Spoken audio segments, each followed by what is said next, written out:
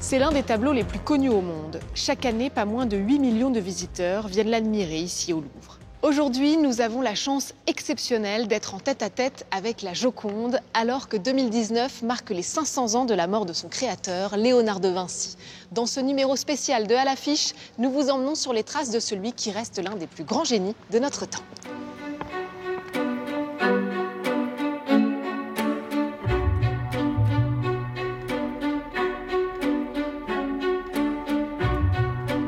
C'est dans une modeste maison aux abords du village de Vinci en Toscane que naît Léonard en 1452.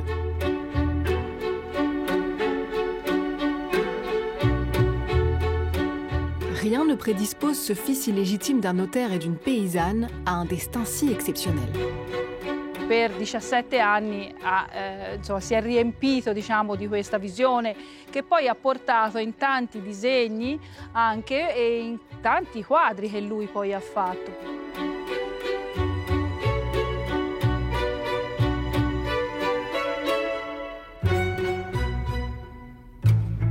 À quelques kilomètres de là, le musée Leonardiano, entièrement dédié à celui qui deviendra un des plus grands maîtres de tous les temps. Pour célébrer le 500e anniversaire de sa disparition, une exposition est consacrée à Léonard et à l'influence de la nature toscane dans ses œuvres, et notamment ses premiers dessins.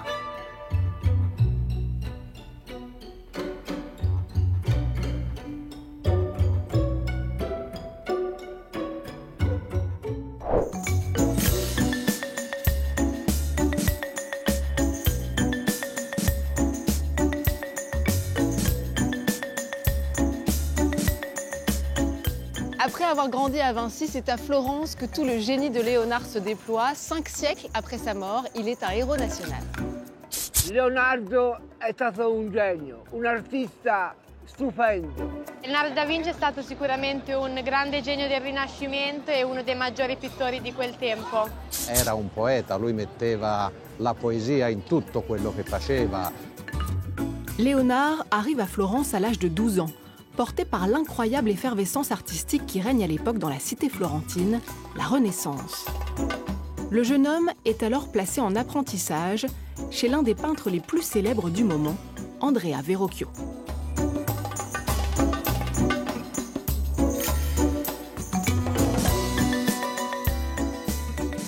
Alors Chiara, parlez-moi de ce Duomo, vraiment le symbole de Florence, le symbole aussi de la Renaissance, qui était l'époque de Léonard.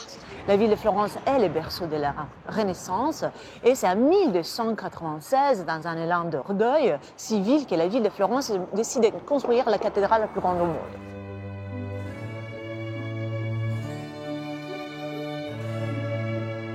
Au sommet, on peut bien voir une sphère en bronze commandée à l'atelier du maître Verrocchio, qui était considéré comme l'atelier le plus important en Florence. Et c'était déjà là que Léonard Vinci avait commencé à travailler.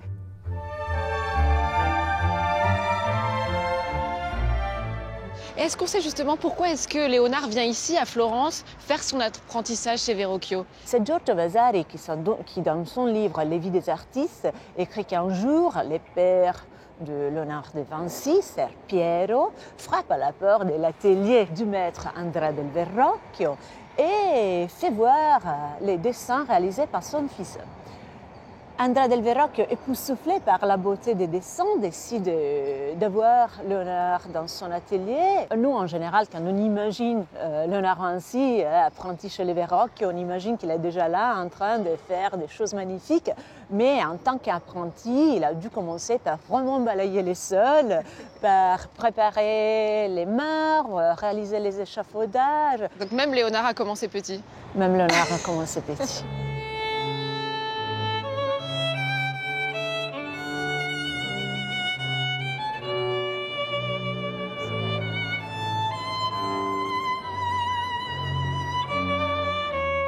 Chiara, on arrive devant la Galerie des Offices, c'est vraiment un des musées les plus importants de Florence, si ce n'est le plus important. Et évidemment, on retrouve Léonard de Vinci. Pourquoi est-ce que sa statue est installée ici?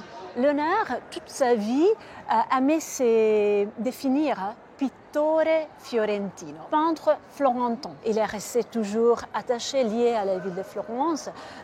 Ses souvenirs, ses esquisses, ses dessins et ses tableaux ont toujours été avec lui. Et il suffit de se concentrer sur la Joconde, commencer à Florence, mais rester avec lui toute sa vie. Donc c'est ces liens entre la ville de Florence et l'artiste de Léonard Vinci qu'on a ici décidé de rendre hommage. C'est ici qu'on peut voir le plus de Léonard de Vinci? La Galerie des Offices est un des musées les plus importants au monde.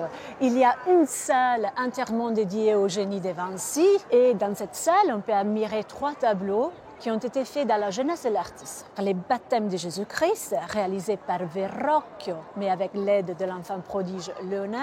L'Annonciation, considérée comme l'une des premières peintures réalisées par l'artiste dans sa jeunesse. Et l'Adoration des Mages, véritable chef-d'œuvre inachevé.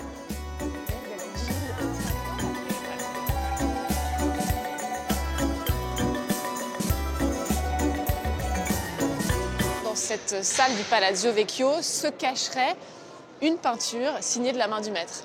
Léonard Vinci commence à peindre la bataille d'Anghiari avec la technique de l'huile. Mais cette technique ne tombe pas de la façon espérée et donc, malheureusement, Léonard Vinci va voir son travail s'est gâché en seulement quelques jours. En 1563, Giorgio Vasari a commencé à peindre la bataille qui est en face à nous, la bataille des marchands. Mais il n'a pas détruit le travail de Léonard. Vasari adorait les maîtres de Vinci et on sait que Vasari n'aimait pas détruire. Et donc, on suppose qu'il a construit un mur et donc il nous a seulement cachés. Seulement cachée. Et donc elle serait juste derrière ce tableau.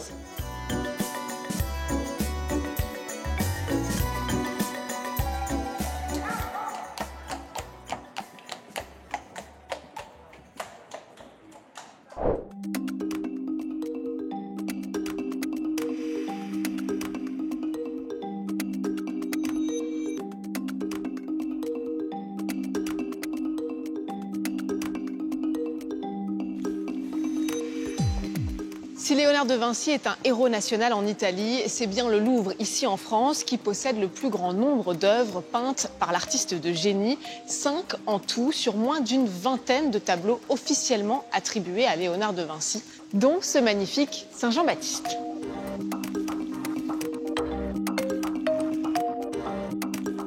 Saint Jean-Baptiste, mais aussi la Joconde et la Vierge, l'Enfant Jésus et Sainte Anne.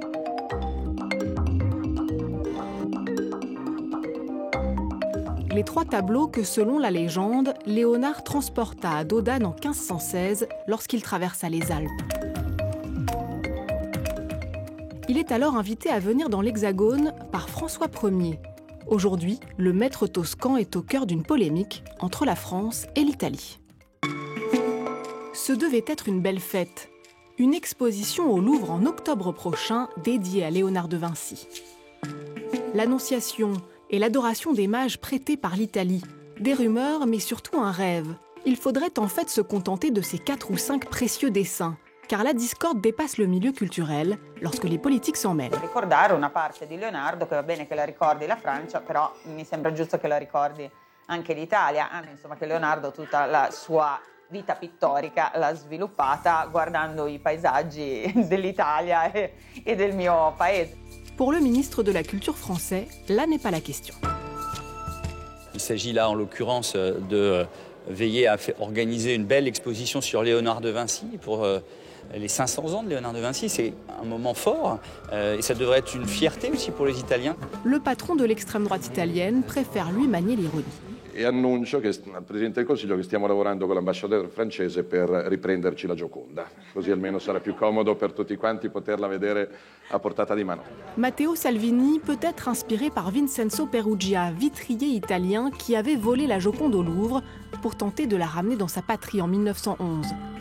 Un siècle plus tard, les habitants de Vinci, lieu de naissance du maître, sont plus mesurés, mais n'en pensent pas moins.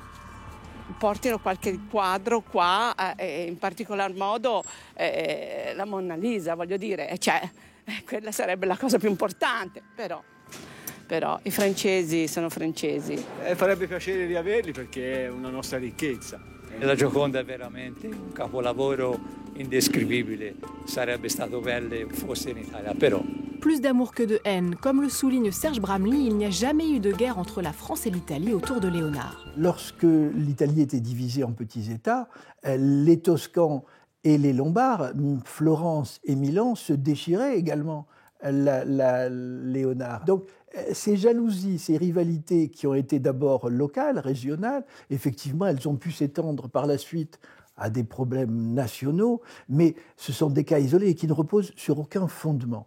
Si Léonard était quelque chose, peut-être c'était européen.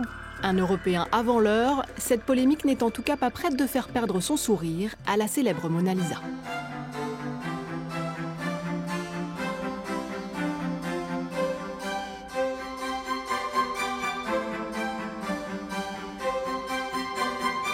Quelle que soit l'issue de cette bataille diplomatique, Léonard de Vinci laisse derrière lui un héritage exceptionnel, et notamment en Vallée de la Loire, là où il s'installe à son arrivée en France. Ici, au château d'Amboise, là où il repose désormais, des passionnés perpétuent sa mémoire.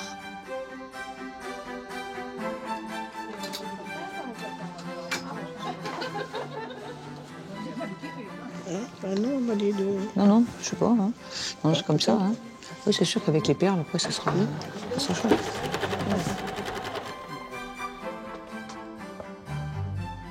Bonjour. Bonjour. Je vois que vous êtes en plein travail.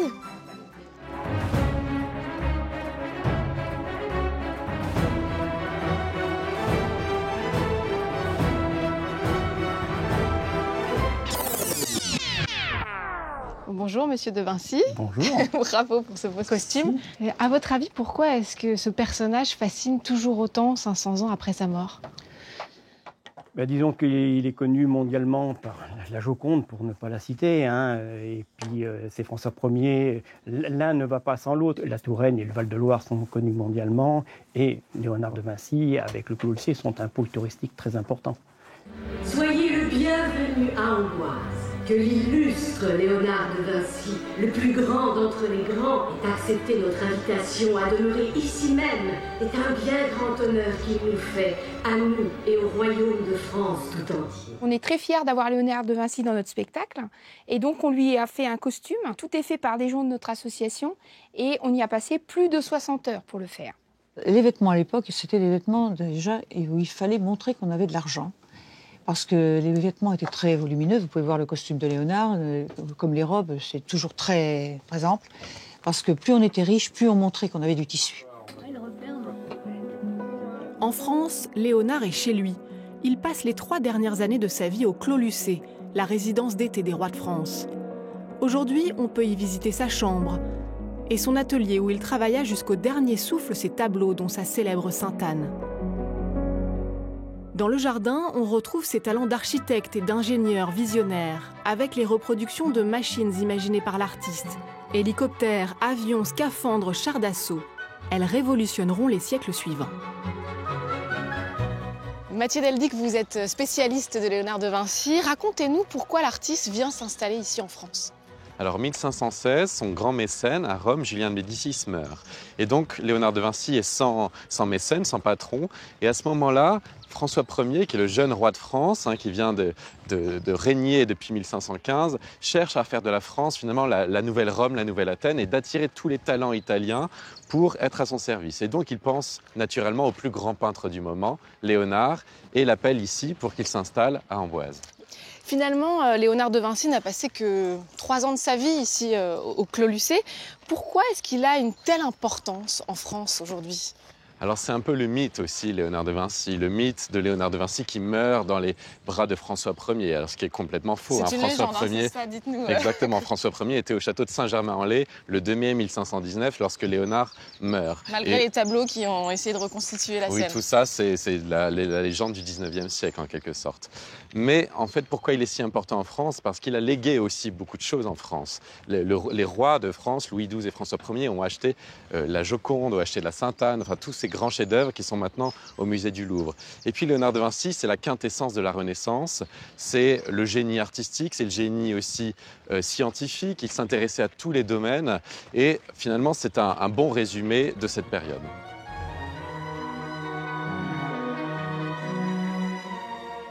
Alors 500 ans après sa mort, Léonard n'a pas fini de fasciner, et notamment parce que sa vie et son œuvre sont entourées de mystères. Et d'ailleurs, vous en avez révélé un très récemment. Oui, au château de Chantilly, nous conservons un grand dessin, la taille d'un tableau, qui représente une femme nue en buste qui adopte la position de la Joconde du Louvre. Et ce dessin a été acheté au 19e siècle comme un Léonard de Vinci et ensuite a été désattribué. Et donc, pour aller au-delà et en apprendre davantage, nous avons procédé récemment à toute une batterie d'analyses scientifiques dont les résultats ont été étonnants. Nous avons découvert que ce dessin est contemporain de Léonard de Vinci, qu'il a été réalisé dans son atelier et que très probablement, parce que nous avons trouvé des hachures de gaucher, et vous savez que Léonard de Vinci était gaucher, très probablement le maître a participé à la réalisation de cette formidable œuvre.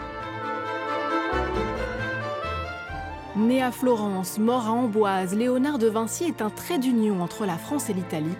Mais bien au-delà, il est avant tout un symbole universel d'humanisme, fêté cette année des 2 côtés des Alpes.